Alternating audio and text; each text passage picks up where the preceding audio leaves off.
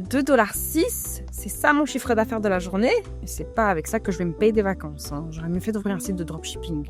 On démarre avec la concurrence, un certain barista prénommé Karl qui ne nous met absolument pas la pression. Donc il m'explique qu'il y a un test en vue, que si on réussit, notre coffee shop peut rester et si on échoue, on doit fermer boutique. Non, mais j'espère que c'est une blague.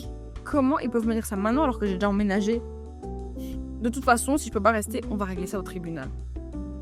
Bref, Karl c'est grave un intellectuel, il voulait me tester, donc c'est parti pour un espresso. Regardez comment j'ai fait glisser la boisson avec nonchalance, ça c'est quand tu arrives à un certain niveau de maîtrise que tu peux te le permettre. Bref, il était impressionné, il m'a laissé un pourboire et s'en est allé. Ensuite, j'ai reçu une cliente qui m'a demandé une boisson que j'ai jamais faite. Alors, rebelote, formation express avec la main flottante. Et les gars, je vais pas vous mentir, à ce stade, je trouve qu'il y a beaucoup trop d'informations à retenir. Est-ce que je sais ce que je fais? Absolument pas. Mais ça passe.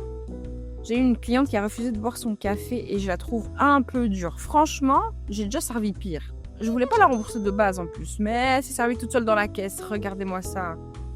Last but not least, quelqu'un qui est venu pour une eau glacée. Alors lui, il a pas compris qu'il était dans un coffee shop, mais bon, du moment que tu me payes, je peux même te trouver une côte de bœuf. Et hop, extinction des lumières. Et au lieu de rentrer chez moi et de pleurer sur mes 2,06 $, non, moi je vais au night shop acheter une brique de lait à 40 $.